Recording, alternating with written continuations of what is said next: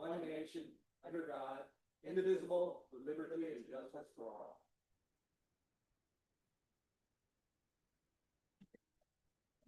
Roll call, Madam Clerk.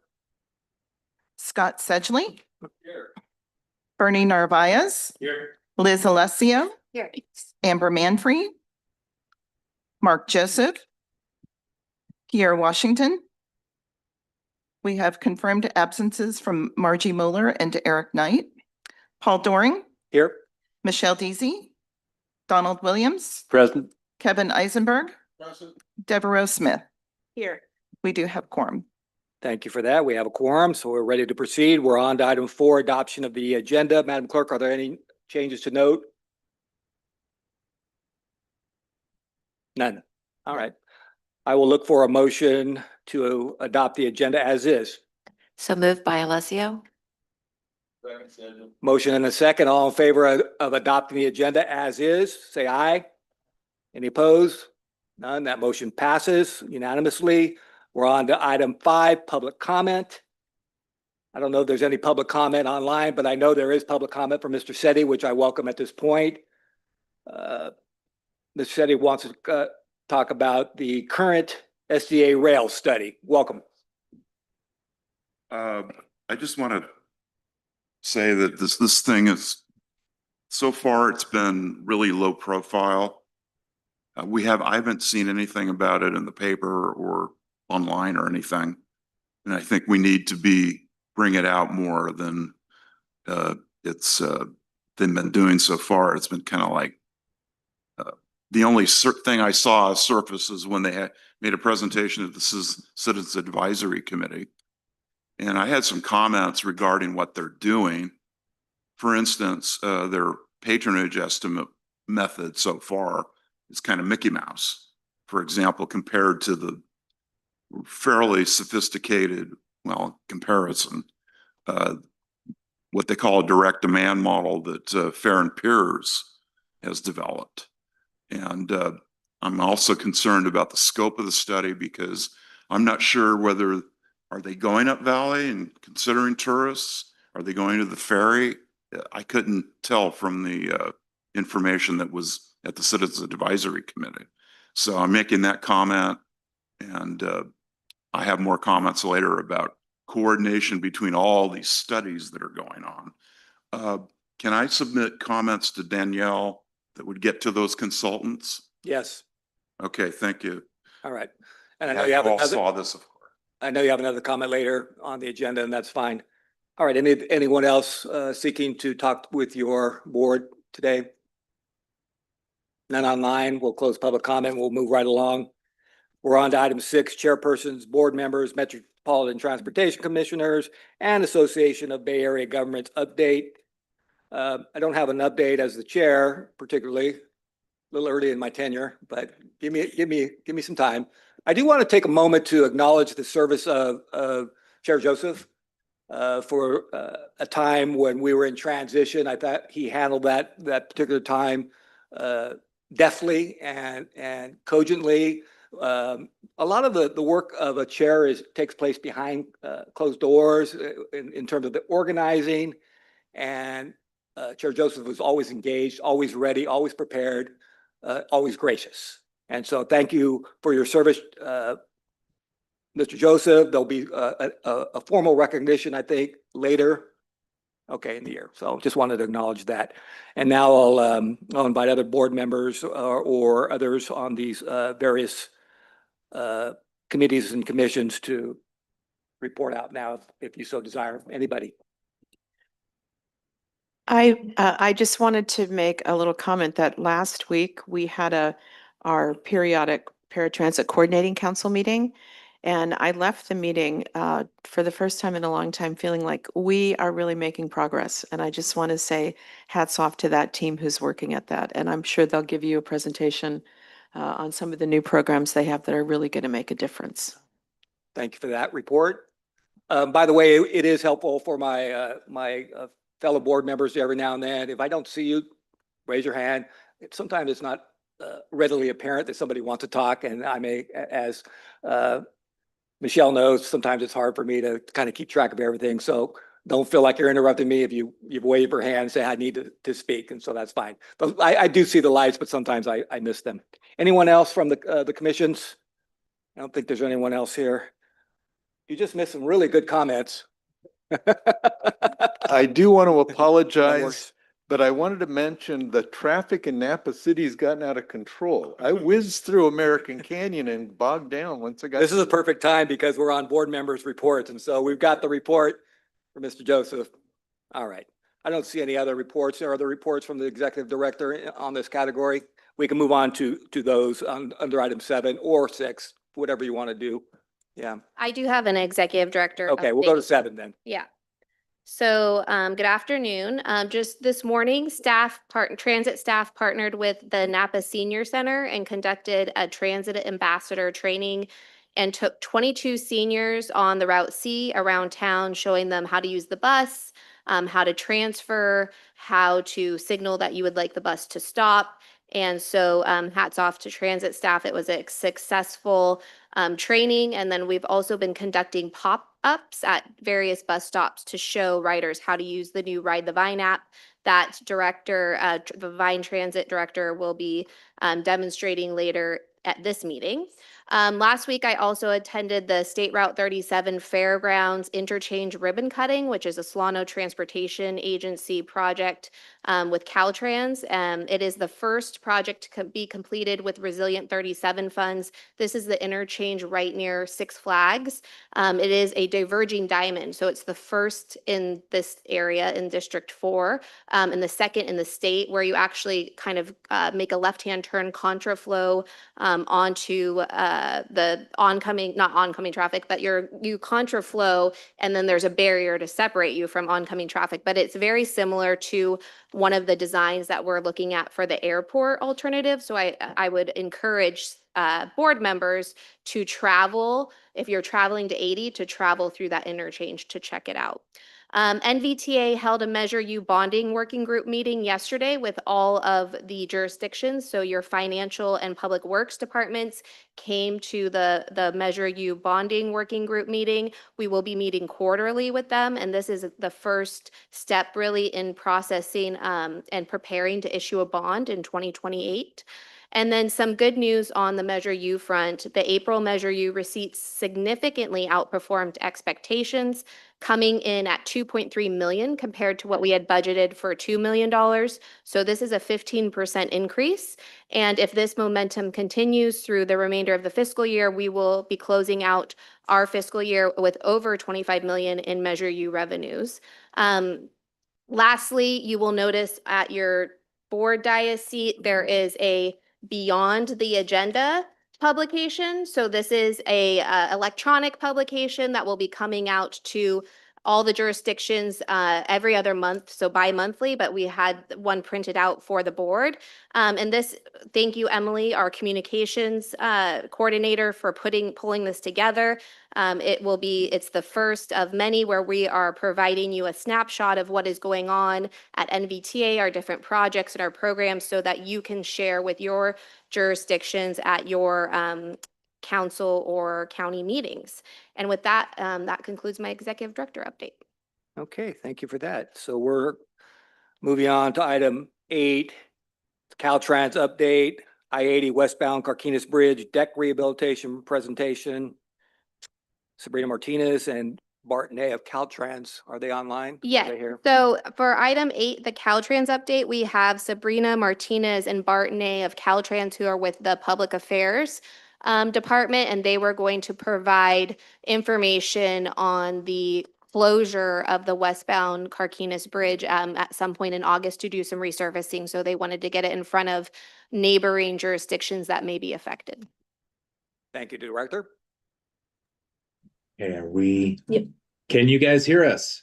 We can, thank you. All right, good afternoon, and thank you very much for giving us this opportunity to bring the information directly to your board. I'm Bart Nay, the Office Chief of Public Affairs for Caltrans here in the Bay Area. Sabrina Martinez is our Public Information Officer for Solano County, and this bridge obviously touches down in Solano County and Contra Costa County. So she's going to be giving the presentation today. Obviously, our PIO for Napa County is Jeffrey. He's here as well. but we want to focus directly on this information so we can get it to you because it's really important. Closing westbound I-80 at the Carquinez Bridge will affect millions of vehicle trips during this weekend. So we wanted to talk to you a little bit about what it is, what we're doing, and how we're going to handle communications and traffic. And with that, I will pass it over to Sabrina. Sabrina. Hi, Welcome. thank you. As you mentioned, I am the Solano PIO, your neighboring county, and thought it important to spread the word to you since one of the cities, American Canyon, is right at our doorsteps. And we believe that many people coming from Napa use I-80 to get into the Bay Area. Your only other route is the other way towards the Golden Gate Bridge.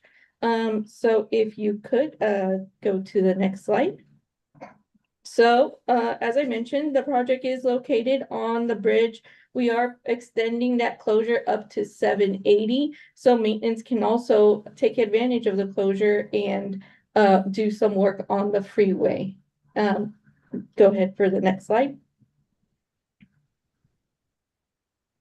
The need for the project. The asphalt on the deck has reached its lifetime expectancy. The surface is good for about 20 years, and we've made it to that timeline. And now it's time to change to renew it and prevent any further wear and tear. Next slide, please. As I mentioned, the purpose is for the replacement of the deck and to prolong the deck's service life and preserve the structure and to have a safer, smoother rideability on that deck. Next slide, please. The project scope, the top 1 inch layer of the asphalt concrete will be removed and relayed with new asphalt. The bridge deck is about 3,500 feet. 67 feet and 4 lanes wide.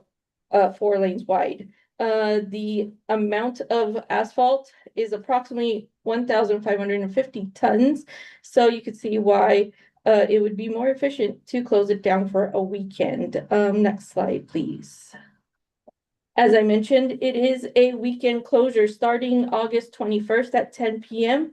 all the way through August 24th at 3 a.m. That Monday morning. From there, people can then use the new deck. Next slide, please. So the need for a full closure.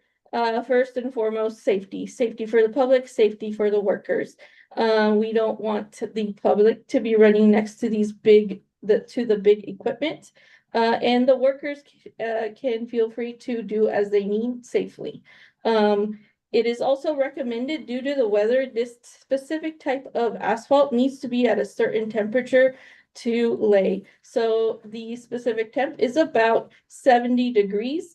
And so that work needs to be done during the daytime from 10 to 5 p.m.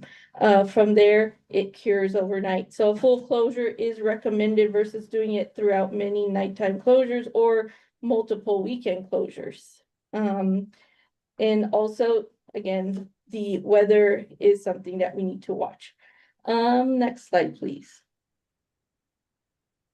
So our outreach, it's one that foremost is going to be this city council meetings, and we're going to have regional changeable message signs, detours, and extensive outreach. Next slide. So as I mentioned, there was a change to the closure. Initially, we were gonna close it up to the foot of the bridge. This has gone and expanded up to 780. So all ramps will be closed. So no off ramps will be open. On ramps will be closed as well. And this is in Vallejo City, I should mention. Next slide, please. From there, we're gonna try and detour traffic onto 780. This is our local detour 780 to 680 across to 4 if you need to get towards Hercules. Next slide, please. And then for a regional detour, we're gonna try and push everyone over to 680 and over to 4 to get everyone into the bay if needed. I should also mention eastbound will be open for traffic. So this is only affecting westbound. The bicycle lanes and or bicycle/pedestrian path will also be closed. Next slide, please. 2 weeks prior to the closure, we will be announcing it on PCMS signs, the portable changeable message signs, and the CMS signs of the closure, the dates. And then during the closure, we will be displaying the detours. Next slide, please. Outreach. As I mentioned, we are here reaching out to city councils, transportation authorities. We will be doing extensive radio and TV this will reach all the way up to Reno, seeing that I-80 is a major thoroughfare. The Caltrans website, just Google Carquinez Bridge. It'll take you straight to it for more info, any updates. We will do extensive social media postage before, during, and after, and any press release and traffic advisories will go out. I will share traffic advisories, pass them on to Jeffrey so he can push it out to everyone in Napa. Next slide, please. And as I mentioned, we have our webpage, Carquinez Bridge, and our hotline, which is 510-286-0319. You can reach us there if you have any questions. During the closure, we will be checking that frequently for any issues that may come up. Next slide, please. For our direct contact, you have Barton A, Denise Harding, who is Contra Costa, myself for Solano, and our Ledge Affairs team, which is Jean Calderon and Eric Aguilera. And next slide. And that is our presentation. And if you have any questions and comments, please feel free to ask.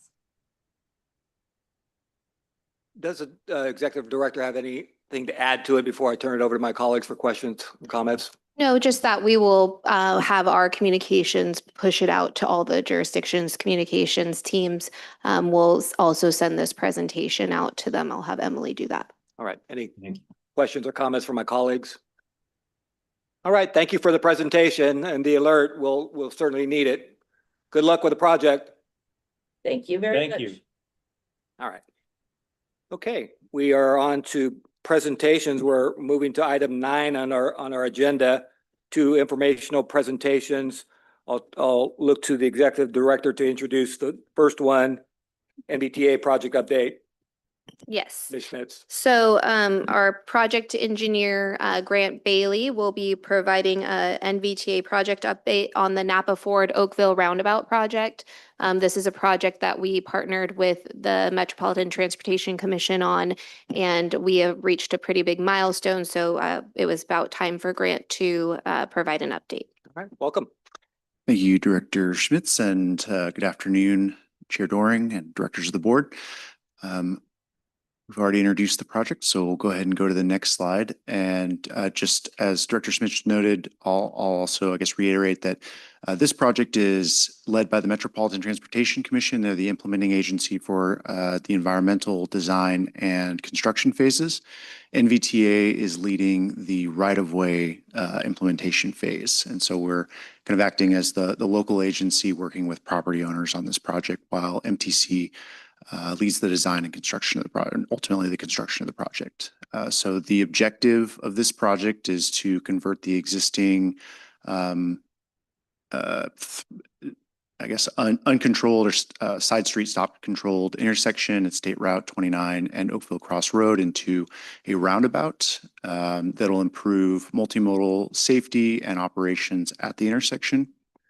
At the end of last year in December, the team submitted the 65% design package to Caltrans, and we're currently working on the 95% design. NVTA also kicked off the right-of-way coordination phase, where we began engaging property owners adjacent to the project and near the project, informing them of the upcoming improvements and working to coordinate right-of-way potential right-of-way acquisitions, which I'll get to in a minute here. Looking at the overall, the broader schedule of the project at the end of 2024, the project obtained environmental clearance and project approval from Caltrans and selected the roundabout alternative. We're working towards final design by the end of this year and targeting right-of-way clearance spring of next year, with the intent or a target construction start date of fall of 2027. It'd be late fall following the harvest season. And that is funding dependent, which I'll speak to a little bit more here in the coming slides. At the bottom of the screen, you can see a rendering of the roundabout, pretty standard layout. And this is north looking. You can see in the background, that's Oakville Grocery there. Next slide, please. So just to dive into the details around the project layout, this is a multimodal improvement project. So we're looking to improve operations for vehicles as well as active transportation users. The existing intersection will be converted to a roundabout, which will slow traffic through the intersection and provide improved access to and from the local street, which is Oakville Cross Road and the adjacent businesses, which include Oakville Grocery, the Napa Wine Company on the east side, as well as the Napa Grape Growers Foundation on the west side. We'll also be improving the railway crossing to allow for easier access to and from Walnut Lane on the west side and to the Grape Grower Foundation property. Also note that Walnut Lane is a private road. It is not a public right-of-way. And another important aspect of the design of this roundabout is that it maintains all commercial vehicle movements and access around the project area.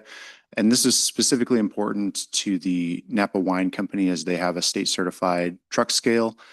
So it was very important to them that we didn't inhibit commercial and agricultural vehicle access to their property, specifically for their business, or generally for access to the truck scales themselves.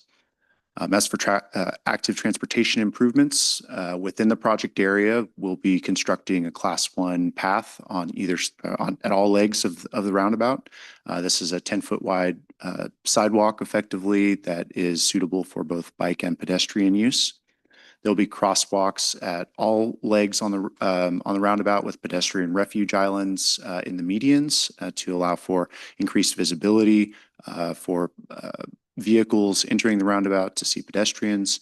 As the county continues to develop the Vine Trail St. Helena to Yountville segment, this roundabout will also provide a vital connection to the eastern side of SR 29 once the trail is completed through this section. And just so you're aware, the county is anticipating the trail alignment to be on the west side of the railway tracks and the west side of SR 29, as shown here, kind of on the right side of the graphic.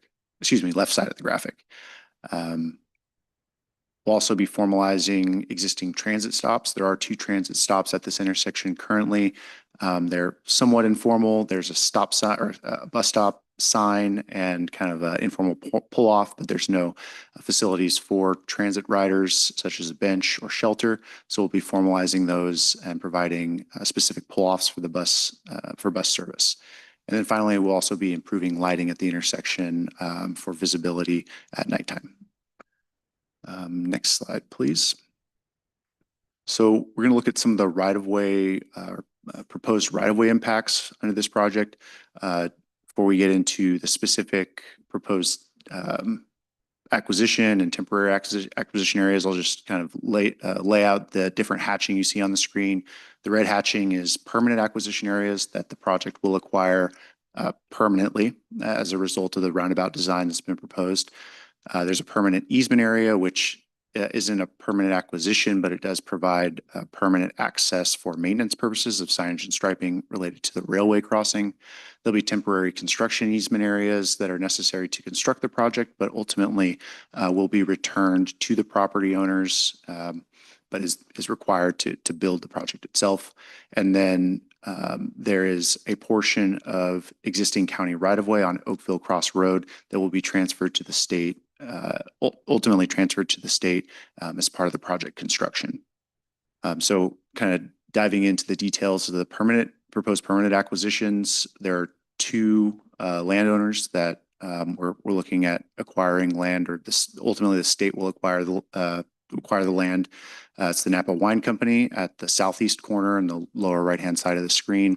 We'll be taking a portion of the existing parking lot and the corner of the parcel there, and then at the Opus One Vineyard property on the north side of Oakville Road, we're taking a slightly larger triangular area and some of the vines in the vineyard there. As for the permanent easement area, that will be on the Napa Grape Growers Foundation property, and this easement is strictly to provide access to the county, who will be maintaining signage and striping improvements associated with the railroad crossing improvements. They will not be the easement will not require them to do any long-term roadway maintenance, as Walnut Lane is a private road. Also, there will be temporary construction easements at the Napa Wine Company. As I noted, the proposed permanent acquisition will impact the parking lot at the Napa Wine Company and also remove one of the existing driveways. As a mitigation for that the project will also reconfigure the project, and that's what's shown reconfigure the parking lot to maintain all existing spaces, but the temporary construction easement is necessary to perform that work. At the Opus One Vineyard, we've coordinated with Opus One extensively on their maintenance needs of the vineyard following the permanent acquisition area. And so you can see there's kind of a stepped feature of that temporary construction easement that will allow future access for maintenance vehicles and tractors to properly maintain that vineyard. At Oakville Grocery, the project will require their current entrance driveway to be reconstructed. So we will reconstruct that through a temporary construction easement, but it'll be returned to them at the end of the project. And then the Napa Wine Train, it's a little bit different color because it's a railway right-of-way, but similar idea. It's a temporary construction easement where we will be replacing the existing panels and generally improving the railway crossing there, allowing for better access to and from the highway system. And then, as noted, the final hatching, the kind of black bricks there, that's a transfer of current county right-of-way to the state. Next slide, please. And so now looking at our funding strategy, we have a total project cost of approximately $13 million. $4.5 million of that is pre-construction costs, which are funded, and then construction costs of approximately $8.5 million. The breakdown of pre-construction phase costs, environmental is $1.5 million, design is $2.5 million, and right-of-way costs are about $500,000. Construction costs are, as noted, $8.5 million in total, broken down to a $7 million capital cost or construction contract cost and $1.5 million construction support cost for construction management, inspection, and general support of the construction contract. NVTA is identified $5 million in funding for the $8.5 million project. $3 million will come from one-time local partnership program funds as a result of renewing what was Measure T and is now Measure U in 2024, as well as $2 million in state transportation improvement program funds. So we currently have a project funding shortfall of $3.5 million, and we are working with the Metropolitan Transportation Commission at this time to identify funding to fill that shortfall. But I do want to note that funding a construction project is contingent, completing the right-of-way phase is contingent upon completing the funding package for construction. In other words, we don't want to purchase or acquire property for a project that is not funded and may not be built. And so where I'm going with this is it's possible that we could get to a point where if we don't have a funding package to construct the project, we may be delayed in completing the right-of-way acquisition efforts. That concludes my report. I'd be happy to answer any questions. Questions from my colleagues? Anything else to add, Executive Director? I'll go No. to you next, Ms. Alessio. Yeah, no, I just, thank you, Grant, for your report, but yes, it is putting, this kind of project in a precarious position because you do need to acquire right of way, to construct. And we don't have a full construction package, but it's hard to go out and really advocate for the construction funding unless we're sure on the right of way situation. So that's kind of, we wanted to provide that update just to this board for you to understand where this this project lies. And then I think we'll have a lot more understanding of what MTC can bring to the table and funding closer to October and November timeframe. All right, Director Alessio. I had no questions, but I appreciate that added information. And I just want to say that, as I've been watching this project, move forward over, it's been a couple years now, a few years now. This will be the first of hopefully future roundabouts, just proven based on safety alone. It's going to be important. So I just thank you for the time. You don't mention the hours, you that are invested in this, staff time. And there's a lot of time that's been invested in this, in meeting with the landowners and our community partners on this. It's kind of been all hands on deck, and to get this first one across the finish line will be important. Thank you. Thank you for the comprehensive and excellent report. The issues are laid out pretty clearly. Thank you. Thank you. Right. All right, we have another item on our presentation list, Director Schmidt. You can introduce the item, Yes. please. Item 9.2 is a presentation on our countywide transportation plan. Diana Meehan, who's our planning manager, as well as Bob Grandy from Fair and Piers, will be providing an overview of the draft countywide transportation plan, which will be released later in August, but we are dark in August. And so they wanted to provide an overview of what will be included in that draft plan. And then the draft plan will have a public comment period during September and come back to this board, I believe in October or November for final approval. All right. Thank you for that. Welcome. Good afternoon, Chair Doring and members of the board. This is a brief update on where we are with the countywide transportation plan. I'm joined here today with the Fair and Piers team, Bob Grandy to my left and Ashley Takushi. She's online today. You can go to the next slide, please, Kathy. And as Director Schmidt said, this is just to provide you an update with where we are. Been working on the plan for a little over a year now, and we're nearing draft completion and excited to be able to put that draft on the street for you to respond to within the next month. As you know, we update our countywide transportation plans approximately once every 4 years. This is to stay compliant with the regional transportation plan process. Our last one, Advancing Mobility, brought us through the year 2045, and our new plan, Intersections 2050, of course, brings us through the year 2050. Next slide, please. And then just the agenda for today, we're going to kind of walk you through sort of the accomplishments from the last year throughout the planning process, some of the engagement, what we heard throughout all that engagement, talk a little bit about the plan outline, what you're going to see in this plan, some of the goals and strategies, and then of course the implementation piece. Next slide, please. So where we are today, we kicked it off, as you recall, back in April, I think it was, of last year with our board workshop. Many of you participated in that, and we heard a lot about where we were before and kind of where we would like to go in the future. We had a few open houses, events, and pop-ups, and looked at a lot of the different trends that occurred since the last plan update. Of course, we had a big pandemic in the middle, or right about the time we were adopting our last plan. So that was something we wanted to take a look at as well, and kind of how things have changed since that time. We were here before the board adopting a new 2050 vision for the plan. Our goals and objectives have been updated, of course, and we've spent some time looking at land use forecasts, which came forward from your jurisdictions and also the regional transportation plan.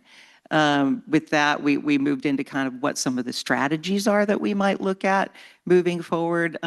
New things like sustainability, certainly resilience comes to mind when we think about our Up Valley communities or any of our communities with fires and some of the weather events that we experience now. And then, of course, we had a submission of all the projects that go along in the plan. As you know, in our countywide transportation plan, we have to include what is known as a financially constrained list of projects, and that is it has to match the funding revenue that is forecasted over the next 25 years, which is required by MTC. And you can go to the next slide. And this is kind of where we are today. We're here to talk a little bit about what you'll see in the plan. As Danielle mentioned, we're dark in August, and then we have our board retreat in September. So we want to be able to release the draft.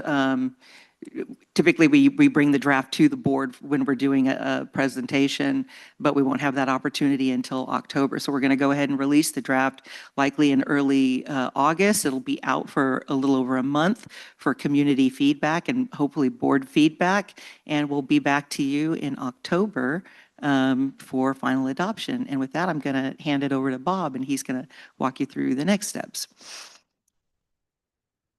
Thank you, Diana. So in terms of engagement, community feedback on the CTP was gathered through a series of events, both CTP events as well as parallel events for the active transportation plan, the community-based transportation plan, and the travel behavior study, as well as recent and more focused efforts from the accessible transportation needs assessment and the Vision Zero plan. So we've collected data through a lot of different venues that have formed, helped shape the CTP. Next slide, please. So a little bit about what we heard. Key themes that we consistently heard were the desire for safe streets, reliable transit, improved mobility for older adults and people with disabilities, more walking and biking connections, congestion relief, climate resilience, and better access to key destinations. Next slide, please. So I'll talk a little bit about the plan structure and what's in it, and this is an outline. So the draft CTP has 7 chapters, including an introduction, the vision, goals, and objectives that you've talked about as a board previously. And then we go into existing conditions and trends and talk a little bit about where we see Napa Valley going in the future and what forecasts look like as we're planning for that 2050 horizon year. And then we move into strategies, transportation and system strategies, and then a combination of sustainability and resiliency strategies as well. And finally, an implementation and investment strategy, kind of an action plan, if you will. And so that's what will comprise the CTP document that you'll be seeing in about a month. Next slide, please. So the draft CTP has 6 goals that were presented to the board last year for your direction, with the final policy statements shown here on the slide. The goals address equity, safety, stewardship of public funds, economic vitality, energy, and system maintenance. Next slide, please. So as part of the CTP update, we reviewed land use forecasts in the county travel demand model to update that from what was previously in the model. And we updated it to reflect the 2023 to 2031 housing element sites that were in each of your jurisdiction's housing element updates a few years ago that are shown as orange dots. So each of those orange dots is a geocoded location of a site in those housing elements. And we incorporated that in the model so it was updated to reflect your latest land use plans for housing. Next slide, please. The draft CTP encourages aligning transportation investments with housing and job access to accomplish key guiding principles around connectivity, equity, and sustainability. The map on the right shows priority development and equity priority areas for investments that were identified by NVTA and MTC. Next slide, please. So getting into strategies now, a series of partnership and coordination strategies are identified in the draft CTP, including Fix It First, that's maintaining and operating the transportation system and your key assets. High quality transit, so this would be implementing transit priority and stop improvements to provide faster and more reliable transit. A complete active transportation network, so providing facilities to close gaps and create low stress connectivity. highway and regional corridors. This is advancing SR 29 and other corridor improvements to improve commute, freight, and visitor travel in the county. Connected community corridors, which will provide facilities to address barriers for travel both within and between communities in the county. And lastly, resilient routes, so future-proofing corridors for flood, wildfire, heat, and other climate-related events. Next slide, please. So a call for projects by NVTA for the CTP to all jurisdictions yielded a list of 89 projects, and these are capital projects with a total cost of $1.06 billion. So the map at right shows that the projects span all communities, including corridor improvements that are shown as the orange lines, and intersection or interchange improvements that are shown as the orange dots. So examples listed include projects in Napa, Yountville, and St. Helena, but there are projects in every community. Virtually all of these projects will require some combination of regional, state, and federal funds through competitive grant programs. Projects that identify multiple co-benefits generally compete more effectively. So the next 3 slides will illustrate how projects can achieve co-benefits because of their location and because they include improvements that address multiple transportation needs. So next slide. So the first co-benefit relates to safety, and the map on the right shows the high injury network from the Vision Zero plan that you adopted a little over a year ago.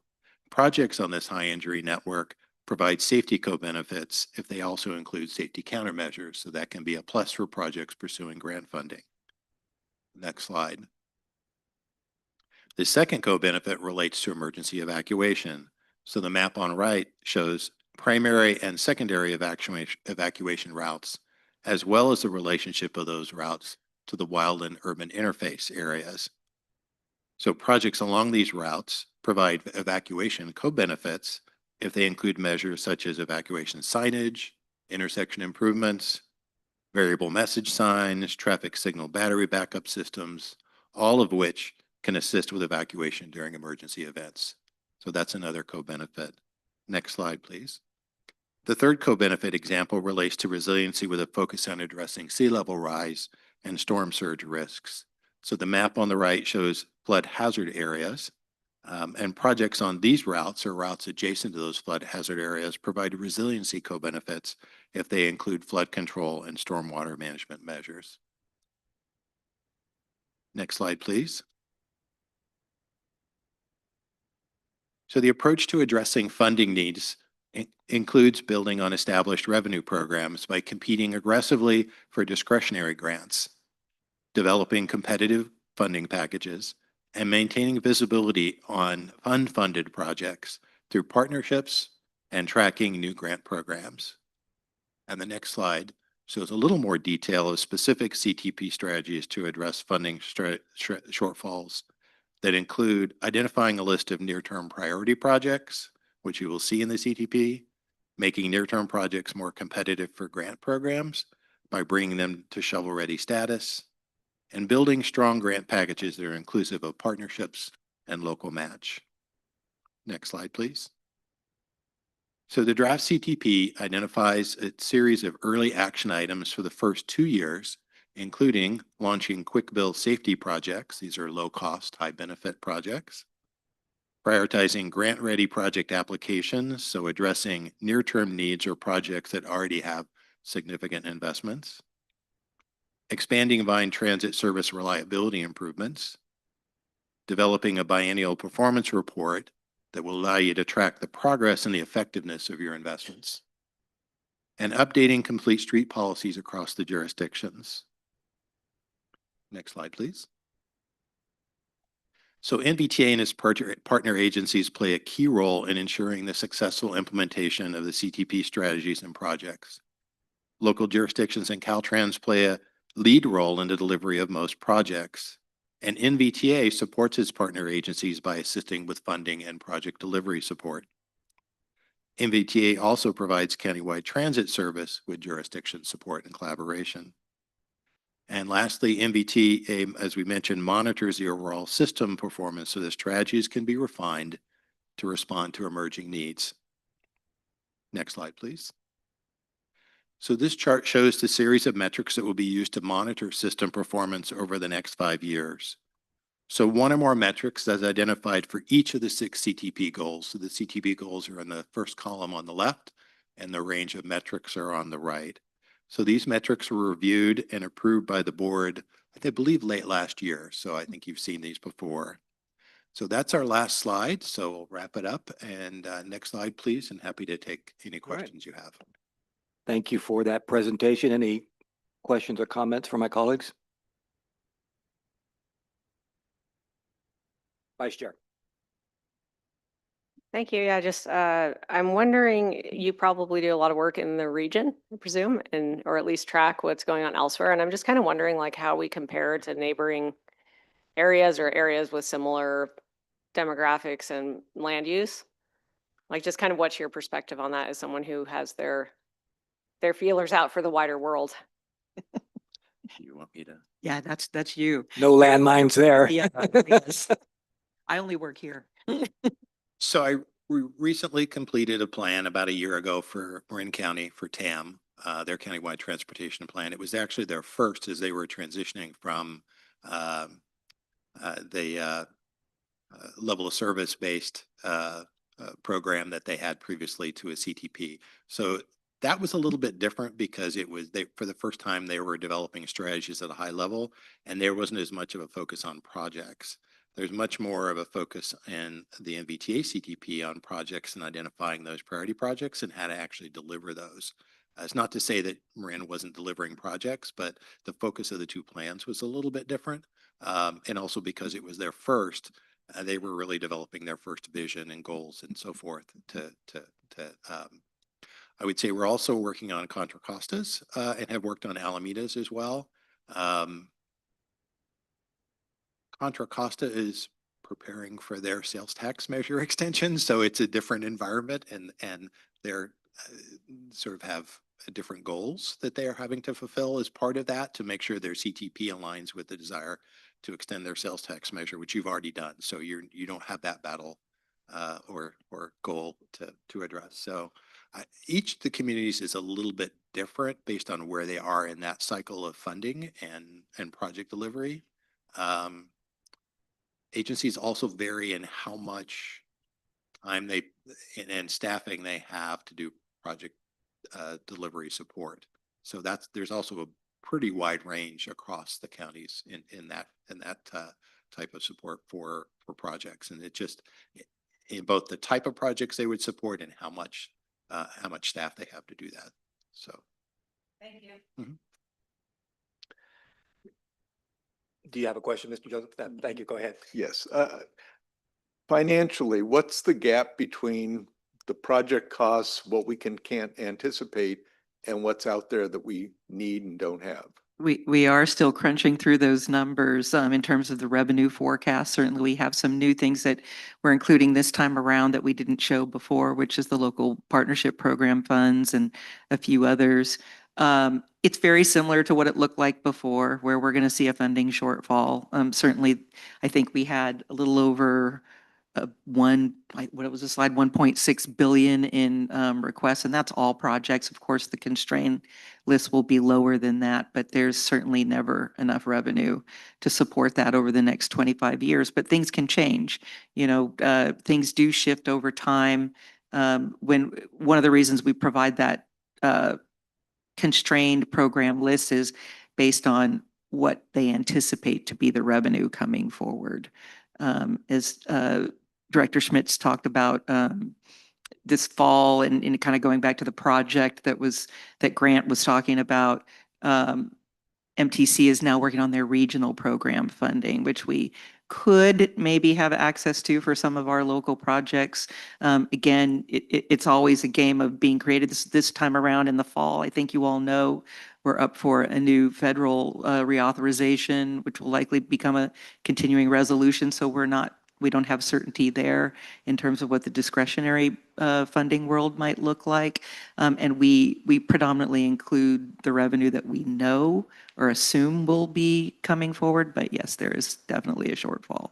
And as I said, we're still kind of crunching through some of these numbers to make sure we have everything correct and right. There was a recent change due to SB 1087, where they're advancing the earlier bins of projects up to 2045. It was cut off at 2035, which removed some of our local projects, but I think that that was shifted. Am I right there? Yeah.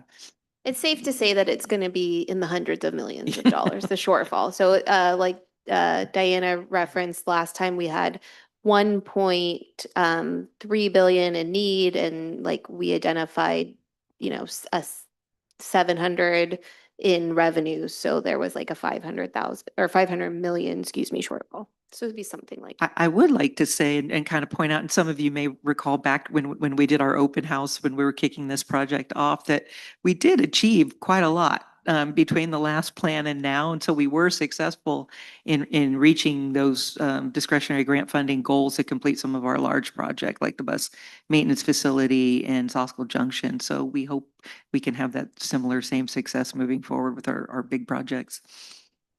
Director Deasy. Thank you. Yeah, lights on. Okay. Thank you. I had a quick question on you talked about the economic and housing forecasts, and I understood where you got the housing information from. Where does the economic forecasts look like? And how like strategic and forward looking are they, or are they just sort of like governmenty numbers? And then I'm curious how strategic other Yeah. areas are versus not. So they come from MTC and ABAG, who provide the regional forecasts, but also those are broken down by county. And so those identify how many new forecast households and how many new jobs are forecast by county. And there is a consistency requirement so that the model, each county model that's developed as it's a child of the regional model, if you will, has that level of growth built into it. And it just becomes the local agencies work towards how to allocate that growth by community and where that growth is, and so that we're forecasting it correctly in terms of the location of the growth, and that when we forecast the demands on the roadway system and the transit system, that's correctly provided. So I don't know that I remember the exact numbers. I want to say in terms of households or jobs. We have it. I don't have it off the top of my head either, but I think there's around 5,000 households and 4,000 Something like jobs. that. I think growth Yeah. over the next 25 years is my round number So recollection. it's fairly formulaic. Is that correct? Versus like some someone or some group came up with a Yeah, big they have an strategy. economic group that does the forecasts that I think also collaborates with the State Department of Finance, who also does forecasts. And so, yes. Director Alessio. Thank you, and thank you for this presentation. I can tell you really heard and you've got it really compiled well. This slide, thank you, Kathy, for putting the slide back up.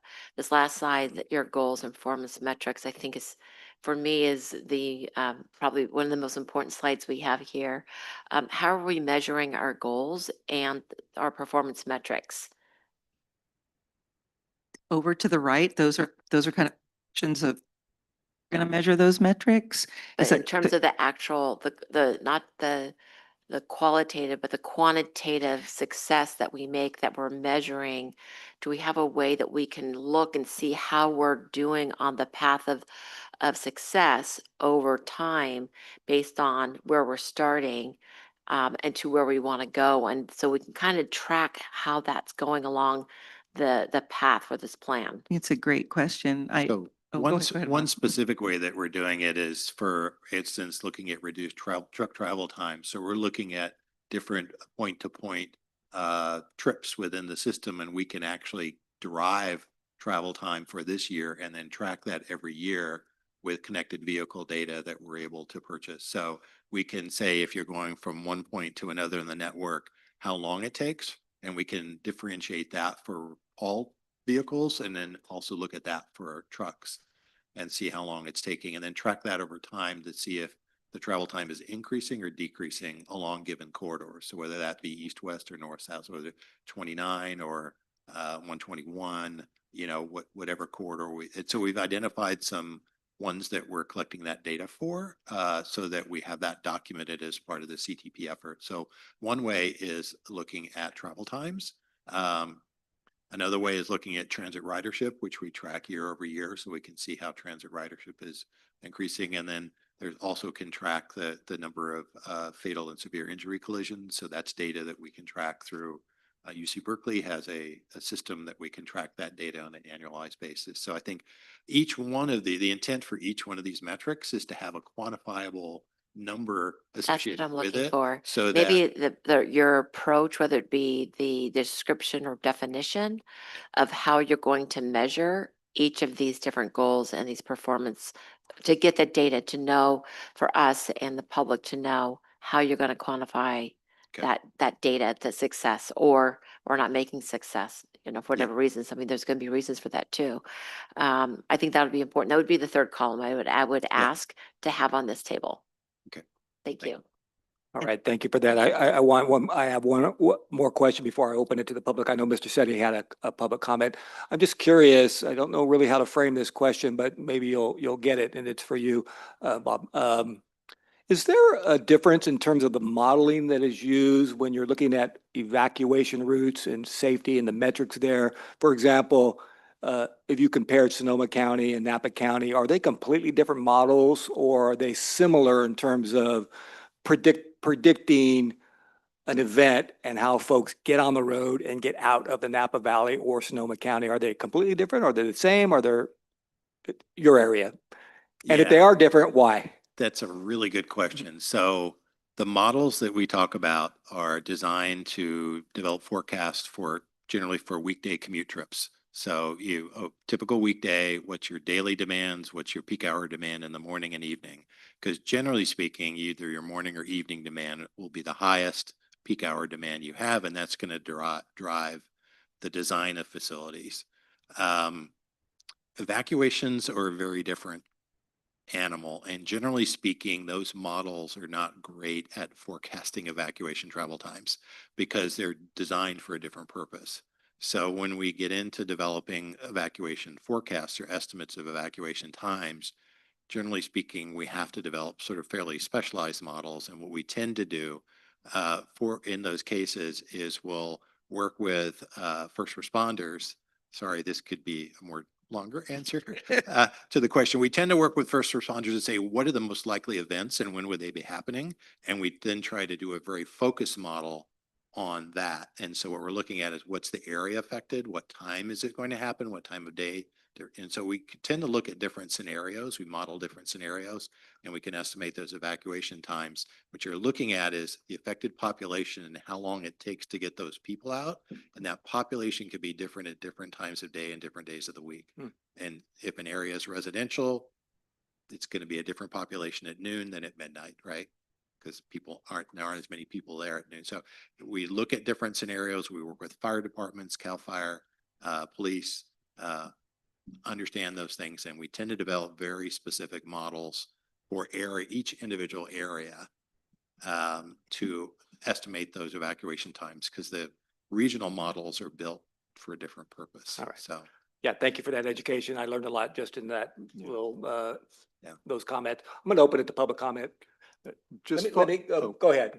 We're falling behind, but go ahead, Okay. briefly. Just following up, there really isn't anything on the goals and performance that relates to evacuation routes. So it's like a really important thing that we're aware of maybe, but not necessarily tracking. And is that something we ought to consider? we will put our thinking cap on to see what kind of evacuation metrics that are measurable that we can add. Mr. Setti. That's a great question. Yeah. Thank you. Yes, so the first thing I'd like to say is I'm glad you have Fair and Peers working on this because they're one of the few consultants that at least I trust. TMD for the short range transit plan, I also trust them because I know some of the people there. Anyway, my biggest concern is the Napa Valley currently has no less than 4 transportation studies going on. We've got this study, the the county transportation study. We have the short range transit plan coming up. We have so far that's been sort of a stealth study about rail, you know, potentially running to Vallejo and Fairfield. And I presume they'll look at north of Napa as well because of the large tourist volume, the 95% who can't currently afford $300 to $500 for the wine train. And I would hope that NVTA staff and all the elected officials will butt these consultants' head together and make sure that all these the county general plan, of course, that all these plans are consistent with one another. Even if a rail plan comes up that's not funded, if we have a good plan, that can be, you know, and involve the private sector, such as the wine train, the chances of getting money are much better under the current administration in Washington. And one other comment, as I said, I had comments about this rail plan, and one more comment on that would be that I thought that the ridership estimates they were using were kind of a Mickey Mouse thing, just a comparison with other systems that could be misinterpreted in a number of ways. But my recommendation would be to use the direct demand models that Fair and Peers created, because those have proven that has proven to be very accurate. And I think for example, it predicts the current smart ridership constrained by, you know, the relatively low frequency that compared to the original models that they did for BART way back when, 20 years ago. So anyway, the coordination needs to be done. I think that the biggest role are for elected officials and the NVTA staff to be doing that, to make sure all these things are internally and externally consistent with one another, because otherwise it's kind of embarrassing to have 4 studies and they all say different things. Thank you. Thank you for your public comment. Appreciate that. Any other public comment? All right. Okay, let's see anyone else wanting to comment. All right, thank you for the presentation. Excellent information. You can tell that evacuation routes and times and all that are on my mind. All right, so we're on to item 10. I'm gonna have to catch up here a little bit. We have 9 items under our consent agenda. And I ask my colleagues if anyone wants to pull an item for further discussion. All right, seeing none. Is there any public comment on the online or anywhere else on our consent calendar? Seeing none, I'll look for a motion to adopt the consent calendar. I move to approve the consent calendar. Second, Williams. Motion and a second. Fighting for the mic. Roll call, please. Excuse me, all in favor? Any opposed? Seeing none, that motion passes. I got to get used to that consent calendar. All right. Chair, who gets the motion and who gets the second? I've heard 3 people. Kevin and Amber. Okay, thank you. That was my best guess. I apologize if I didn't get that right. So yeah. All right. So now we're on to item 11, regular agenda items. Got a number of them. All right, let's go to 11.1. Let's see, are there any members of those who may vote? Turn to you. I can introduce the Yeah, item. please introduce the item. I was going to turn to the executive director, but this is the legal counsel's item at this point. So this item before the board is a first amendment to the employment agreement with the executive director Danielle Schmitz. The employment agreement was entered into initially in May of last year, May 2025, and provides for annual performance reviews to be conducted by the board. At last month's board meeting held on June 17th, the board conducted the executive director's performance evaluation, and direction was provided to the board chair. In accordance with that direction, before you today is a first amendment to the employment agreement with Executive Director Schmitz. Pursuant to Government Code Section 54953C3, an oral summary of a recommendation for final action to a local agency. The local agency executive's compensation must be provided prior to taking final action. The following is a summary consistent with the government code requirement. The proposed amendment is effective July 1, 2026, and provides for an increase in the executive director's base salary by 3%, equating to a $7,500 increase, resulting in an annual base salary of $257,500. Additionally, in recognition of the executive director's efforts this past year, the amendment provides a one-time 2% discretionary performance payment of $5,000. All other terms and conditions of the employment agreement remain the same. Chair Doring, the board may now consider this item. Thank you for that report. Excellent report. I think everyone's familiar with the contract and the discussions that preceded it. And so I will look, are there any initial clarifying questions or comments from my colleagues at this point? Is there anyone in the public wishing to comment on this matter? All right, let's bring it back to the council. I think that it's clear to say that there was a consensus that this board is very satisfied with the work of the executive director in this transition period, doing excellent work and is being rewarded for it to the extent that we are rolling in the dough here. So I'm very grateful for your work and the ease in the transition to where we are now. And so if there aren't any other comments, I would look for a motion and a second to approve the amendment. So moved. I'll second. Alessio.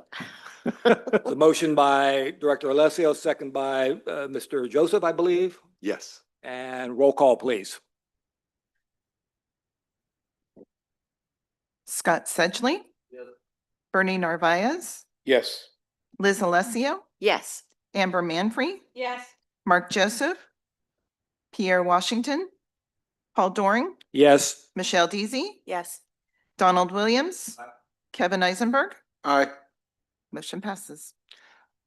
Unanimously. So thank you very much for that and congratulations. We're moving forward. You get an extra year with us. All right.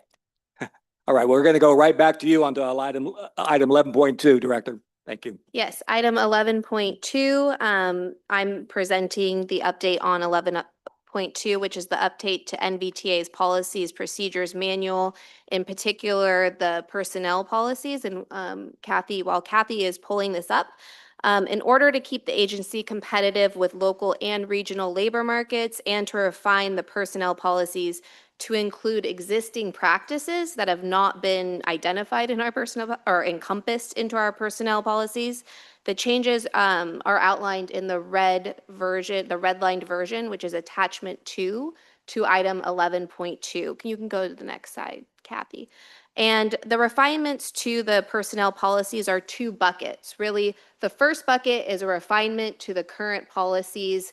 We are asking the board to consider adding current practices that have not been identified in our policies. And the second bucket is really to update the comprehensive framework of our employee recruitment and retention policy to retain qualified employees and preserve institutional knowledge. So I'm going to go over just the refinements to the policy first. So if you go to the next slide, Kathleen, the proposed refinements to the policy are, again, current practice, and some of these items have not been encompassed into our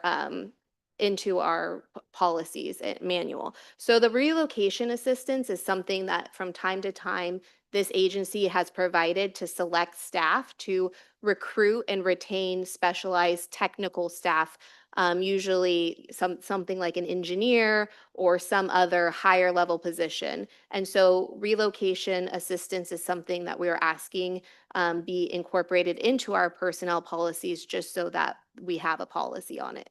Promotions, this is an established section of our personnel policy, and it further fleshes out clarity in our procedures for promoting as well for internal promotions as well as recruiting for new positions. And so there's just some clarifying language in there. Deferred compensation. This is an established practice of the agency. For over a decade, this agency has provided a 457B match for employees up to $1,000 annually, matching an employee's contribution to the 457 plan, and up to $2,500 annually for director level positions and above. And it's not incorporated into our personnel policies, so we're asking the board to include that as well. Next slide. Additional refinements to the personnel policies is the employee assistance program.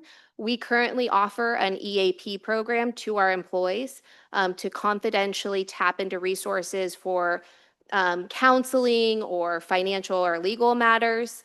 It is a set program that we've had in place for over a decade, and it is not incorporated into our personnel policy. So we would like to just have a statement on it. Professional development, this is an established section of the policy as well, and we were asked by our legal counsel to make modifications to adhere to AB 692 for requirements around tuition reimbursement program and mandatory compliance training. So we are incorporating those into our personnel policies as well. Next slide, Kathy, thank you. So those are the existing sort of practices or refinements that we're making to existing personnel policies. In addition, we're asking the board to consider 2 new policies. One is a cost of living adjustment. Currently, NVTA does not provide a COLA or language added to the personnel policy states that the board will consider adjustment every 2 years as part of the biannual budget process. So this board adopts a biannual budget. As part of that, there's a line item for salaries, compensation, and we're asking the board to consider adding this language that staff can present a COLA every 2 years as part of that biannual budget process. The COLA would be based on the consumer price index for the previous 12 months and have a cap of 4%. This is very standard amongst your agencies as well as outside agencies where you look at the Bay Area Consumer Price Index for the previous 12 months, and that is what you index your CPI or COLA to. The cap of, we saw a cap between 3 and 5% of other agencies, so we're recommending a 4% cap. Nothing in this proposed policy obligates the board to grant a COLA in any particular year. It just is asking the board to consider a COLA on a 2-year budget cycle incorporated into the budget. In addition, next slide, please. The longevity pay policy proposes policy language to add a one-time longevity payment when an employee reaches specific year milestones. So the longevity payment is a one-time payment that is calculated based on the employee salary and the years that they have. It's between 1% and 3% based on the years of service and their current salary. But it is not incorporated into the salary, meaning it is a one-time payment. It will not have long-term financial impact because it will not increase future payroll obligations of the agency and related fringe benefits. So next slide, please. If the board approves the COLA and longevity policies to be incorporated into our personnel policies, I then am requesting that the board consider they take effect for this fiscal year, so 26-27, which would result in a 3% COLA increase for qualifying employees. So you have to be a full-time employee through your probation period in good standing for that to happen. And then also the longevity impact, financial impact would be approximately $16,000 for, again, qualifying employees for this fiscal year. And this will not trigger a budget amendment because both the longevity pay and COLA can be absorbed in our current budget that we adopted in May of this year. So without establishing these recruitment and retention policies, the agency fails to meet public sector standards for the local and regional labor market. Just locally, 5 of the 6 jurisdictions in Napa implement a COLA, and all jurisdictions in Napa County have either a COLA or a longevity payment or both to their employees. And so that concludes my report, and I'm happy to answer any questions you have. Questions from my colleagues or comments? Clarifying, I'll open it to public comment and bring it back for discussion. Director Alessio, I saw your mic is on. Yeah, just really quick. thank you for this report. And I think it's great. A lot of cleanup that really I'm kind of surprised we haven't done this before. And some of it's very, and I think that the longevity pay is the one that's going to be like, get people going, huh? Not that our staff doesn't deserve it, because they absolutely do deserve it. How many staff members do we have with NVTA? I don't recall. Is it 11? We have 18 staff members. 18, We have okay. 19 full-time positions. We have one vacancy.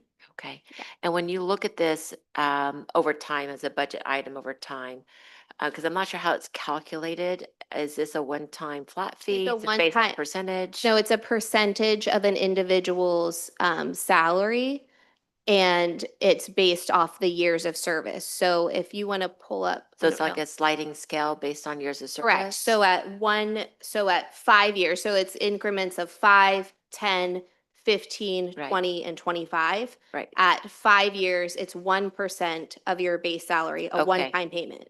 At 10 years, it's 1.5% of your base salary, a one-time payment. It doesn't have long-term financial impacts because it's not incorporated into your base salary. Whereas other longevity pays for other agencies, they actually get a percentage between, I think it's 0.5 and 2%, and it's incorporated into the base salary. So if you made Okay. 100,000, then you'd all of a sudden make 2,000, something like that. Okay. Yeah, that sounds. But this would just be a really good. one-time payment of $700, dollars to that employee. Exactly. Yeah. And then retrospectively, like looking back at staff that's been here for 20 years, are we doing anything retrospective, or this is just moving forward? Only their most recent miles, that's the So 16,000. this year's anniversary, so Yes, it's or starting the most 2026. recent anniversary, that's the $16,000 Okay, one-time great. hit to the budget is Mhm. that you're being recognized for your most recent anniversary. So then it Okay. would just be going forward. If someone's been here, Tony's been here 18 years, we're not going to pay him for the 5, the 10. Oh, the we can 15, skip the Tony. 20. Yeah. Kidding. So speaking of Tony, has Tony done the math, like looking at this in terms of projections over the next so many years, how this is going to be on average to our annual budget? Yes. So currently it's an 86, the COLA is an Correct. The COLA's fine. $86,000, and it can be absorbed by our budget. The beauty of this policy is that in 2 years, we will come back to the board and say, we are proposing, this is our budget, this is our biannual budget. We are proposing the salaries for this amount of staff, like you got at this board every year, and now every 2 years, will approve salary ranges and the titles of the positions here at this agency.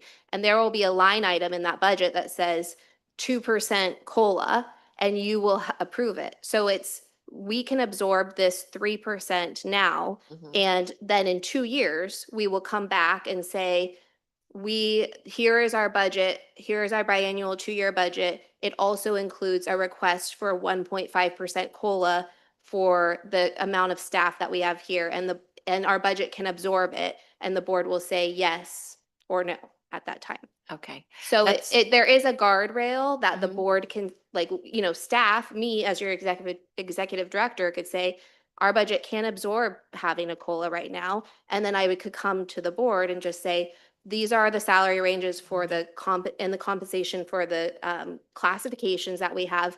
We do not have budget to do a COLA this year. Yeah, I'm very supportive of the COLA, very supportive, and actually the longevity too. I was just wondering financially the cost. So it'll be, if we look at the COLA alone, we're looking at probably on average $15,000 to $18,000 annually. I mean, do we have kind of a projection? Do you want mine coming up?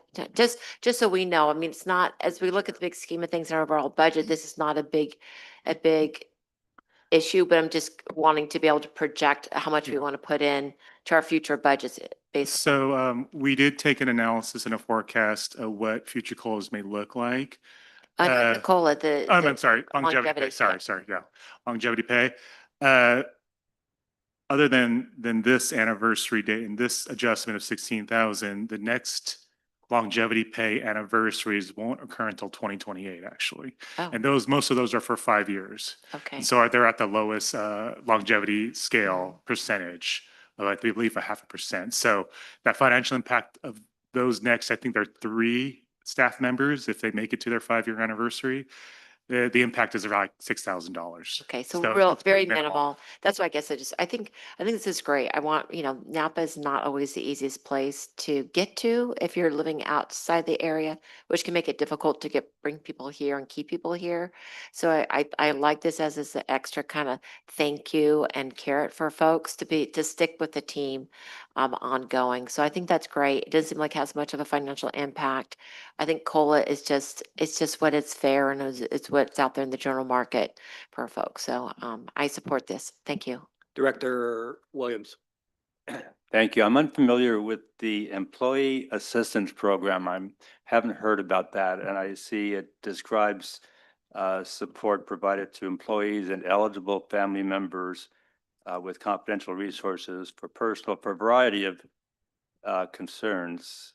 And can you elaborate on that and tell me more about what's entailed with that, how often it's used, for whom, who uses it, and who's eligible for it, and it's a program that's presently in place, and do we have budget numbers on that, and how they may change? How can they change? Is there a cap on that kind of Yes. thing?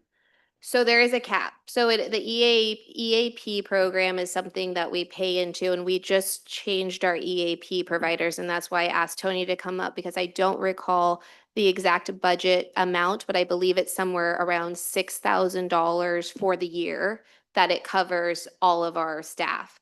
And what that covers, it's a lot of telehealth. So if somebody is having an emergency and needs to speak to a counselor, I think it covers every employee here up to 3 counseling sessions a year with usually via Zoom or virtually. It provides them that information. There's a platform, a website platform, because we just switched over this year. There's a website platform. So if you needed to understand financial advisors in your area, you can go on to this and they can recommend financial advisors in your area.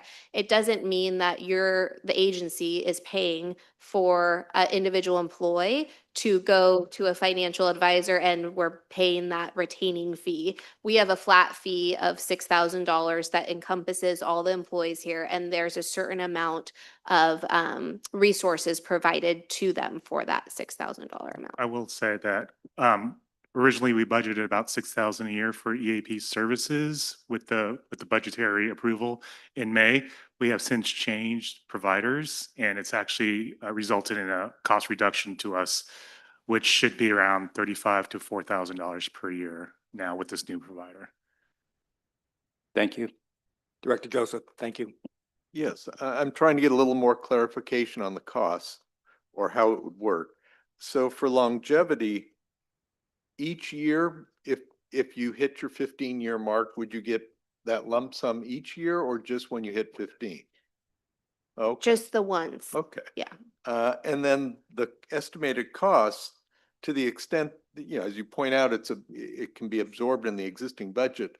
To some extent, that isn't because you intentionally said, I'm going to plug this into the budget. No. It's No. really based on you have that one vacancy. So to some extent, we're eating a little bit of the vacancy savings. Oh, to some extent, it's a little bit of the vacancy, but also Tony inflates the budget by the person. I mean, not inflates the budget, but As a budget pads person, I'm okay with because inflate. so currently, right, we have salary ranges. Yeah. And within those salary ranges, Oh, okay. an employee, if you're an associate planner, you could be making anywhere between 70,000 and 90,000. And annually, they do get a performance evaluation with an increase. And so I think Tony, when I say inflates, he budgets on the top end of where employees could foreseeably be over the next 2 years. And so that provides some of the And yeah, budget. I budget That conservative estimate. Yeah, a budget based on the merit increases, but on a budgetary basis, the merit increases on a budgetary basis start on July the 1st, but that doesn't actually happen because the merit increases actually start on your anniversary year.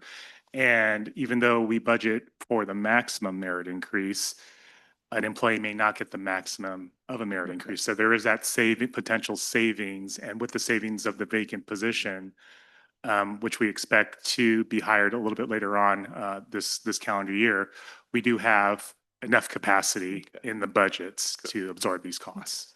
And I would agree with our other directors. I think a COLA is pretty standard. Frankly, I didn't realize we didn't provide it. And then longevity pay is a good thing, especially because of the way it's structured. As a lump sum payout, it's great for us because we don't have those additional costs. But I think for some employees, it might be nice to get a lump sum of cash. When it gets built into a 1 or 2% increase, it just kind of gets absorbed and you don't think about it. When you get a chunk of change, you can go out and do something special. So I think it's nice. And I think, you know, one of the things we have to recognize is because we don't have any bargaining units right now, it kind of puts a responsibility on the board and management to be what I would call an enlightened manager and make sure that we provide a healthy recruitment and retention program so that our employees are comfortable working without a union. So I think it's important that we do this. I'm glad that the directors come together, not just for the new programs, but in particular, you know, getting everything current and documented is always good stuff. So I'm appreciative of the director coming forward with this item, and I'm certainly content to support it. Director Sedgley. Thank you. This morning, I met with our Senator, Chris Cabaldon, to encourage him to oppose Assembly Bill 1383. It's kind of the unwrapping of PEPRA, because we learned in about 1990 when Senate Bill 400 took effect, giving the 3% at 50 retirement benefit and the 1-year highest salary calculation was going to eventually break the cities, as it did. And so it came in crisis when the PERS returns didn't match up to what they anticipated. And now we all know, as our jurisdictions with unfunded liability, it's killing us. So this bill was kind of rushed through, and it's going to hurt all public agencies that have safety positions. So in light, and why I share that is you know, always critical on long-term impacts. And you know, I've always believed in cost of living adjustments related to inflation across the board. Doesn't matter if you're an executive or if you're in the lower pay scale of an organization. So I've always had that philosophy. You know, bonuses and longevity pay, I start to get a little worried about those. And I know this one seems fairly modest, but just like the PEPRA undo for public safety positions, next will be general employees coming in line to, just like it always happens, say, well, why are police and fire better than me? And so in negotiations, you always get there. So that's kind of why I struggle with those. 5 years seems a little bit generous. I've seen some longevity pays, you know, kick in at 15 and 20 years. And the argument of retention and recruitment, you know, that's what we're being told about the undoing of PEPRA, because we can't attract qualified safety personnel, which in fire science is not true. In fire service is not true. We have no problem attracting qualified firefighters. Law enforcement is a different argument. It's complex because it's not just throwing money at it is not going to bring people into the trade. It's the whole environment on, you know, how police are perceived, what they're expected to do in life or death situations. It's a no-win situation. So that's what we have to address with public safety, with police officers, how we make the culture different. But they're modest, and I know I shared this our last meeting on longevity pay and bonuses. So that's where I struggle. Those kind of commitments to salaries and benefits, whether public agencies can maintain the course, maintain it. My commentary. All right. Vice Chair Manfrey. Yeah, just quickly, I'm not asking for any change, but I'm just going to put it out there as food for thought. that structuring in continuing education and making something like longevity pay or, you know, some kind of bonus contingent on that is something that benefits both the employee and the organization. And, you know, maybe in the future when we look at this again, you know, I'm a big proponent of continuing education. I think it builds everything up to be better. And I'd like to find ways to work it into the policies. Thank you for that. Madam Clerk, could you pull up the actual cost of living language? It's page 195 of the staff report. A couple of just minor wordsmithing before we approve this. Things that caught my attention. We don't have to do this right now. I'm not into wordsmithing during meetings, but I'll point out a couple of items there.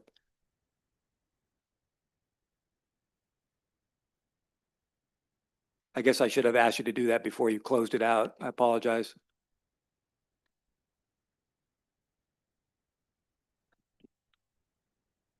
While the clerk is pulling that up, I'll just start with my first question, and I'll just read the sentence and then ask for the director's thoughts on it. As agency employees do not have collective bargaining representation or other formal mechanisms through which compensation adjustments are negotiated, responsibility for ensuring fair and reasonable compensation rests with the executive director. Why not? Why does it not rest with the board, this board, as opposed to you?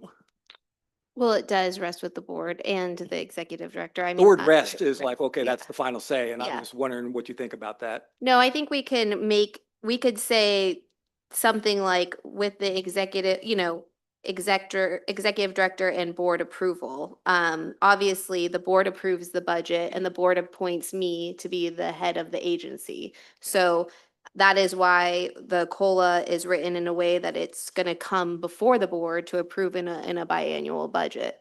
All right. Yeah. We can work on that language. In the next paragraph, it says on a periodic basis, but no less than 2 years. I think it should be no less than every 2 years, just to be clear. Yeah. And then down, I don't know how long it is, but let's see, 1, 2, 3, 4. The fifth paragraph, starting with the COLA adjustment. You probably can't see that up there, but I have it in front of me. Thank you. That last sentence under that paragraph, that needs clarification. I don't even know what that means. It says at reason, the executive director may approve adjustments outside of that range. I'm not sure what range we're talking about based on economic conditions and budgetary capacity. I don't need an answer right now, but that just Yeah. needs some clarity. Okay. I think There's some that typos there and some, can be deleted. Yeah, strip. yeah, no worries. I Okay. just didn't want that to go into the final draft. All right, any other, I don't know if anyone has, I'm sorry, yeah, Director Navias. And Thank then we'll you. go to you. Going back on the relocation policy, it says at executive director's discretion. So I just want clarity on that. Are you gonna develop a policy with built-in discretion that we'll get to review? I'm just not familiar with the level of discretion, if it's a dollar limit, what that means. So I just want to know what the process is. Yes, it would be reasonable within $1, I would say $1 limit. Okay, anything Executive above that will director- come to a board. Correct. Okay. Yes. So it would have to be included in our budget.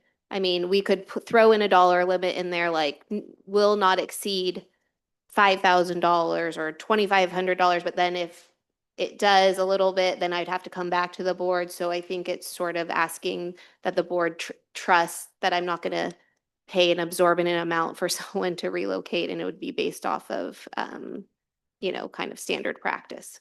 Right, so approving this would not require you to come back with the policy for us to approve. But this is the policy, This is- the relocation. Sorry, the definition of discretion, I mean, what the discretion, so one familiar with the discretion is a number that we agree on. I'm just not seeing that number. So what you're saying is we're gonna ask you to come up with a number and then they'll be in the policy.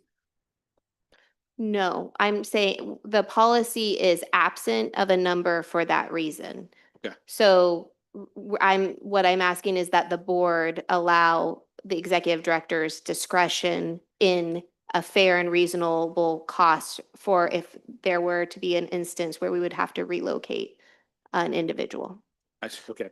And will we see that later on, but I'm guessing when that decision is made, the next point we will see that will be at a budget review or? Correct. Or in our, we actually just took your item 11 point, what's the one where we talk about the executive director's authority for purchases? So again, in item 10.2, the Napa Valley Transportation Delegated Authority Matrix, this is actually authority that I have for signing for different things. Right. We could add that in there. Okay. So if we did a relocation assistance and we were trying to advertise for a director of capital development and planning, and they were coming from Southern California, and we threw in their recruitment, oh, we will help you relocate up to $3,500, that we could add that into this delegated authority matrix that we report out to the board on a quarterly basis. Great, that's perfect. We can see that. It's not because we don't trust you, obviously, we support you there. I just Yeah. wanted to know where we could look. And that's sort of the idea, is that the board has given the executive director the discretion to make certain purchases and execute certain contracts under a certain dollar threshold for this agency. And that's why we bring this item 10.2 in your board packet today to the board on a quarterly basis, so you could see those actions. Great, thank you. And then I agree with that lets you run the day-to-day operations. So now I know where to review that. I think we're heading the right direction with the COLAs and the long-term bonus. I think giving you the tools to keep your team, to retain, not just attract, but I think retention is important to have that consistent service. So I'm supportive of this. Thank you. Director Williams. Thank you. I appreciate the questions from directors here. I have concerns also, and I'm just using some airtime for a second here because I really haven't delved deeply enough into some of these. But in the universe that we're in, where we compare with the other jurisdictions, this seems like a very sensible and logical, consistent action. But I'll say in the larger picture, of all the people who aren't in the government system, this kind of package is like science fiction. It's like it's not the kind of thing that is even remotely possible in the world of a lot of people who work in the Valley. So it's not to say that this is a mistake to bring this forward. I appreciate that, and we want to be fair to employees here, of course. But I do have some concerns about some of these provisions. And so I feel like I can't be supportive right now. If I look at them more closely, I could be supportive the next time around. But at the time, right now, I feel like I can't be supportive of this package. I just haven't had time. I'll take the responsibility. I haven't had time to look at it and study it completely. So I appreciate you organizing it, and I possibly can support it.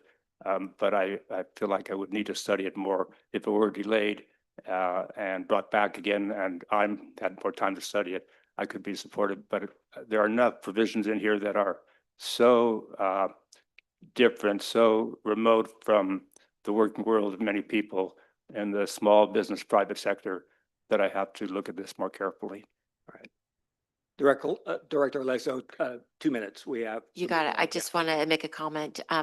And this might just be a misunderstanding or misinterpretation on my part.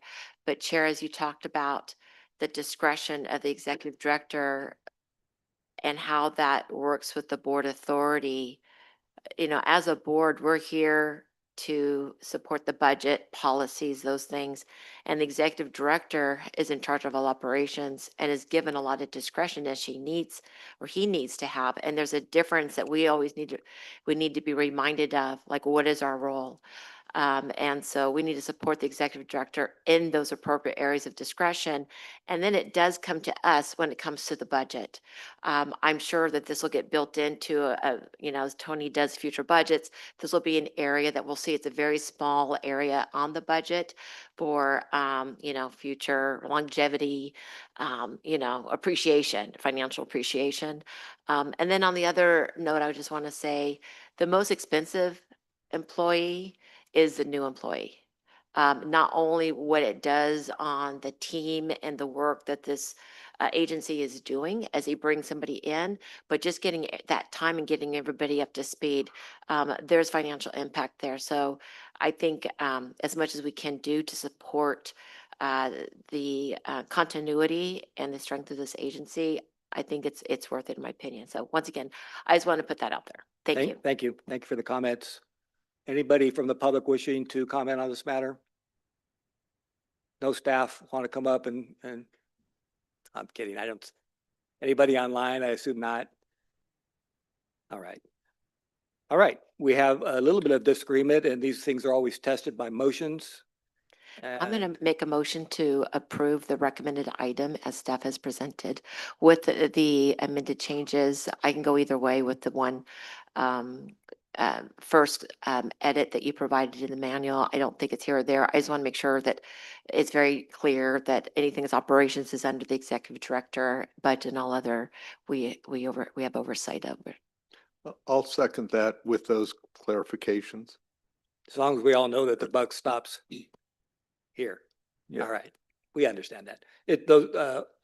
I make a living in words, so that's what struck me. So what we do, we have an emotion in a second, just to read the recommendation again for all of our edification, that the Napa Valley Transportation Authority Board approve: 1, proposed changes to the policies, practices, and procedures personnel manual. 2, implementation of 3% cost of living adjustment based on Bay Area Consumer Price Index to base salaries of eligible employees. And 3, implementation of longevity pay for eligible employees. One other thing I would say, in the next round, if not this round, I think somebody need to do a review of the gender language that we use. He, she is just old school now. There are other ways to say that, they, the employee. And so I've noted this over many years. And so in all of our policy, we just have to clarify that. You can put that through AI and it'll change those. We don't have to do it at this session, but I'm just sensitive to that because we basically are telling the world that we are against gender discrimination, and that means gender identity and gender expression, and yet we still use language that is not representative of that. So I'll just stop there. There's a motion and a second, I'll have roll call, please, Madam Clerk. Scott Sedgley, No. Bernie Narvaez, Yes. Liz Alessio, Yes. Amber Manfree, Yes. Mark Joseph, Pierre Washington, Paul Doring, Yes. Michelle Deasy, He said yes. She Yes. said Thank you. Donald Williams, Nay. Kevin Eisenberg, Yes. Okay, you can do the calculation. I'm sure we're okay. motion does pass. Motion passes. All right. Thank you for that good discussion. I think this is something that evolves over time. We keep getting better at it. And yeah, we'll get better at it. And I see some other areas that we can bring back for discussion. Maybe one of these days we get a subcommittee to look at other areas of the policies that we can look at to improve. But we've done a good job here, a very good job here. I give credit to the executive director for bringing this forward. It's not an easy issue to bring forward, and that courage is to be commended. All right, moving on to item, looks like 11.3. Is that correct, Madam Clerk? Am I there? 11.3, authorizing the execution of agreements with the California Department of Transportation for the South Napa County Station Area Plan. Anything else to add to that introduction? No, I would just remind the board that we did receive a Caltrans Sustainable Communities grant for $250,000 for this effort, and Associate Planner Adrell Coleman will be providing information on the resolution of support. Welcome. All right. Thank you, Director Schmitz. Good afternoon, Chair Doring and members of the board. I first just want to emphasize that this is only a planning study. This is not to approve or commit, NVTA to providing any passenger service or to construct a passenger rail station.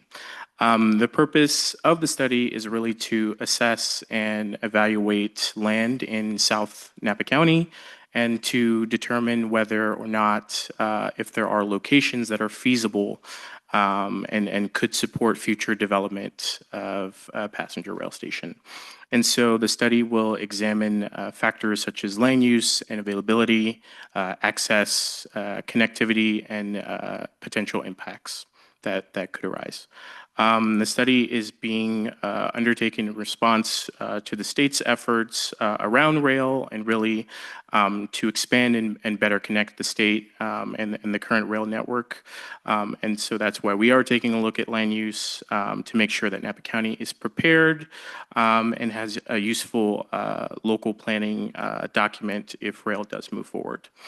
And so in November of last year, NVTA did submit a grant application to Caltrans for the Sustainable Communities Planning Grant Program.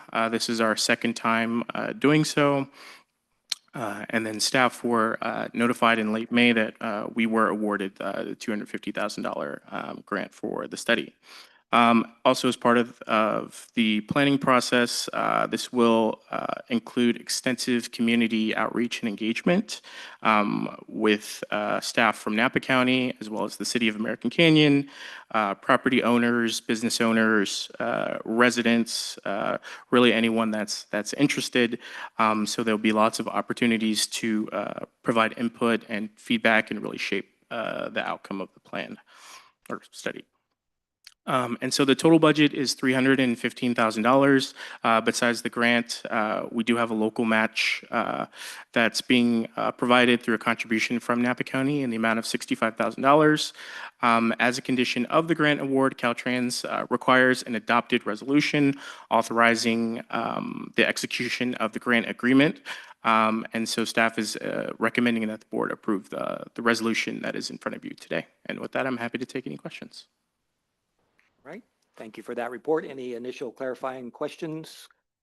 I Director Joseph. don't have any clarifying Comments? questions. I just want to do a Yahoo. I'm excited over this opportunity. And already I'm thinking of various sites we can consider. So I'm glad we were able to get the grant. I'm even more appreciative of the county since they're the ones paying for the match. All right. Is that Yahoo like in Yahoo? Okay. All right. Director Washington. Yeah, thank you, Chair, and thank you, Mark. Residents might ask, how they could, put some input into this study, especially in the American Canyon. Where should I direct them to ask those questions or be available for those type of questions? Yeah, I mean, you can direct them to me. I mean, as a part of the study, we will kind of draft up a public engagement plan. And so, as I mentioned, there'll be lots of opportunities to provide input. We will be going to community events and local gatherings. We will, host community workshops and also, create a survey for those interested to participate in. But you can direct any questions as of now to me. Thank you. Yeah. Thank you for that. Any public comment? Seeing none, I'll bring it back to the board for a motion. I would be happy to make a motion that we adopt resolution number 2607, authorizing the execution of agreements with the California Department of Transportation for the South Napa County Station Area Plan. I'll second that. All right, there's a motion and a second. It's stated concisely by Director Joseph. All in favor say aye. Any opposed? Seeing none. Any abstentions? Seeing none. The motion passes unanimously. On to item 11.4. Yes, item 11.4, our Director of Transit, Rebecca Shank, will be providing a Vine Transit update. Perfect. Thank you for So- that. Welcome. Thank you, Director Doring. I'll be presenting on the fourth quarter of fiscal year 25-26. So that's basically April, May, and June. So we're pretty much up to date here. On the outline of things we're going to talk about today, we're going to talk about our paratransit program. We're going to talk about recent improvements for riders you may have seen around town. Obviously, talk about ridership, and then finally, the summer youth pass. So if you want to move ahead 2 slides there, what we'll look on the paratransit update, and you'll see on that next slide is we did a paratransit photo shoot with funding and assistance from the Metropolitan Transportation Commission. This is helpful for us when we're providing informational materials, for example, to show people who ride this system.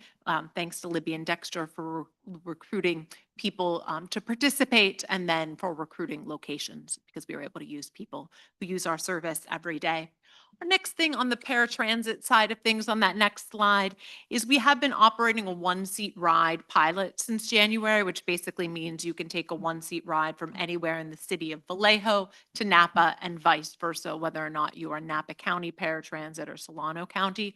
It hasn't really had a major impact in any way on our ridership, but if you were one of the 5 people that rode it in May and did a trip, it just meant you didn't have to wait in a parking lot at the county border for the other vehicle to come, get down the stairs, get back in your wheelchair, whatever it might be, go up the stairs on the other place. So not a main budgetary impact, but if you're one of the people where those trips make sense for you, we think it's effective, and I think we'll continue it at least through the end of the year.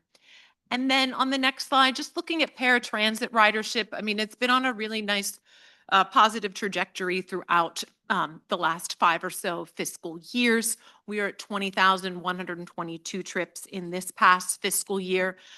So, you know, not to say there aren't growing pains as we try to accommodate more riders, but if we'd stayed on this trajectory, next year we'd be at pre-COVID levels of VineGo ridership. So we feel like that really being, we're serving the people that we intend to serve here. So making progress, always looking for VineGo drivers, could always use one more vehicle, but I think paratransit looking positive right now.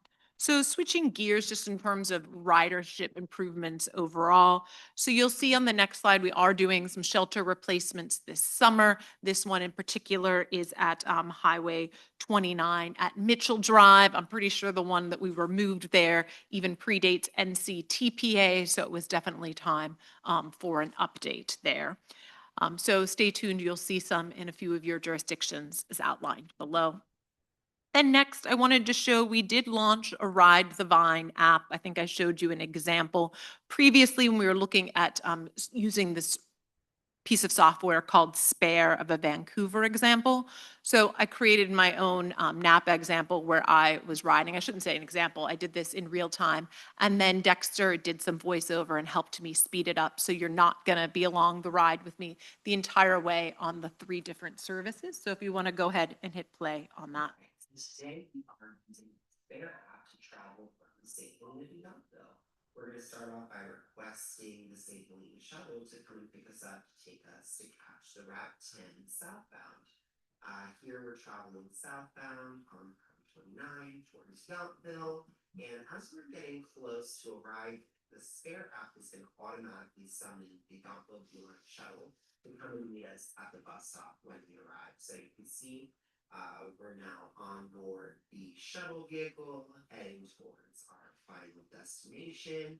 And just like that, we are arriving at our final destination in 39 minutes, like the app quoted. Super easy. Yeah. So it was nice. We were within a minute of its prediction when I left St. Helena. Now that's going to happen every day, but I did not pre-plan that. I'll also add that Emily Cherrier in Communications is working on a professional video with an outside firm where we will show them people how to ride the app, and will be more extensive than that. But I did at least want to document what we had available at this time. In terms of ridership on the next slide, just to highlight Bottle Rock in particular, we had a good year. We got up to 8,300 rides. And yeah, Kathy, if you want to hit play there as I'm talking about it, basically, if you were here at the transit center, say on 2 p.m. on Friday, and this is what the bus looked like unloading from Fairfield. So we hadn't run that service all weekend before in the past, but we think it ended up being a good choice. As you will see, as many people as humanly possible could fit on the bus from Fairfield did come here. And so people maybe live in Solano County and or are seeking hotels there and then come over. So we had a nice Bottle Rock year.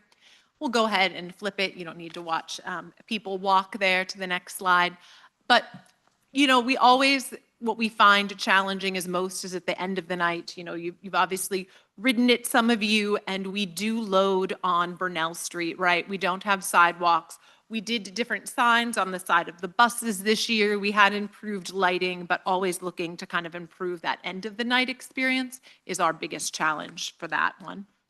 And then looking bigger picture beyond Bottle Rock, this is just comparing on this slide fourth quarter to fourth quarter. So you see some routes increasing, a small decrease there on the Route C.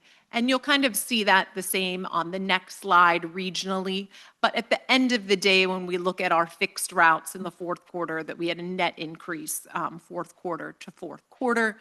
On the next slide with the shuttles, a little bit of a different story in there, and that we either maintained or increased Yountville, since it is small and its ridership is low. That actually equates to a 50% increase when you look at fourth quarter of 25 to fourth quarter of 26, as we see more movement between the Veterans Home and Yountville itself. So you're nice to see that. But right, looking even further back, so Bottle Rock, then to the quarter, and then to year over year. On the next slide, you'll see basically another year of basically flat ridership overall when it comes down to it. And one of the things that we approved today was to have this outside consultant, TMD, to come in and do our short range transit plan. We're required to do that every 5 years with the Metropolitan Transportation Commission. We did it 5 years ago internally. We're hiring an outside firm to do that and look at our overall service comprehensively. So we think that that will result in some significant route changes and consequently, hopefully, ridership increases in that next fiscal year. And then with that, switching gears to our summer youth pass. So we've had a long history of the summer youth pass. I found a few fun ones from over the years.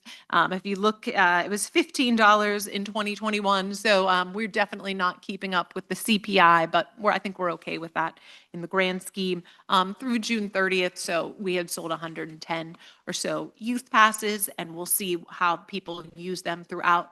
One of the groups, as you'll see in the next slide, that's really using it is we're doing a year-long piece of work with COPE and Napa High, and we are training the different students there and getting feedback from them on how to ride transit and how to help their fellow people at their high school ride transit. And so Dexter and I were very adventurous along with the high school staff. They took them bus to ferry, ferry to Muni, Muni to record store, back on Muni to BART, back here. And they made it all there between like 9 and 4, but they were obviously, yes, constantly on the move. I think they only had to run once, but given the cohort, that was an okay way to go about their travels. And with that, I'll be happy to answer any questions you might have. Questions?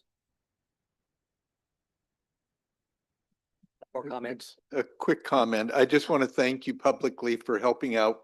I had a local resident who had some issues with the new app, and I was going to ask the snarky question, any complaints from those who downloaded the correct app? Right. But thank you for your help. Thanks. Sure. No problem.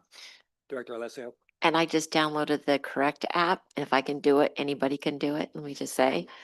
And I put in my home address and my work address, and this is a favorite address. It's really easy. I'm going to have fun playing with that. The youth passes is great. I know some youth here in Napa during the summer are taking advantage of that. Their parents are pleased with it too. So it's looking great. The thing that popped up in the beginning of what you were saying is that we could always use another bus for Vine Go. And I think that really needs to be that needs to be a board goal. I mean, I know that's a budget item, it's significant, but the need is so much greater than the cost. So I like to keep that on the forefront of what we can do and improve. Thank you. Makes All right, sense. And thank we are tracking. So for example, we've had the new app for 30 days. We had within 1 or 2 people, the exact same percentage use the app as opposed to call in. So it seems like people that were able to use the app before, right, continued to use the app, that they didn't have any trouble maybe overall, right, moving over since we got almost the exact same number of rides, but we obviously want to increase that. We don't want it to stay the same. So if we're looking at it collectively, I would think that people are figuring out the new app and we're happy to meet with anyone individually. Just a question regarding Mhm. Bottle Rock. Do we get any contributions from Latitude 38? How does that work? We do. We get a contribution from Latitude 38 as well as from Visit Napa Valley. Okay. It does not cover our full costs, but we do try to slightly increase the dollar value we receive each year. And I think we would like to, you know, based upon our increased ridership, kind of try to push that for next year. All right, thank you for that. Others? All right, then thank you for that report. Thank you. We're moving on to future agenda items. Any of my colleagues thinking about anything in the future? I don't see anything. Okay. I just wanted to say, Chair, that we haven't forgot about the bylaws and we're going to bring those back. The NVTA board bylaws. We'll be bringing those back in probably October timeframe.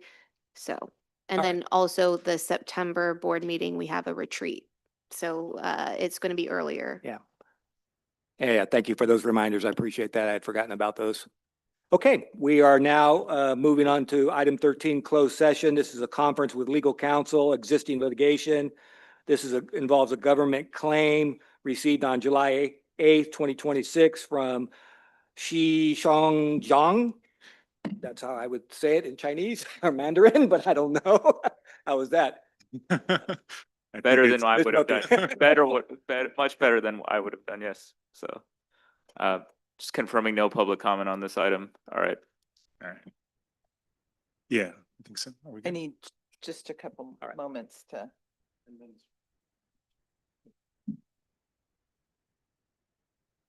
Thank you. I'm trying. RC, did you end YouTube? It's not. You have, you have another meeting? Yeah. Okay. Yeah. I don't think so, but your colleague from the city is going to stay for another 10 minutes. Never mind. This will be very quick. Thank you, Scott. I know, that's true.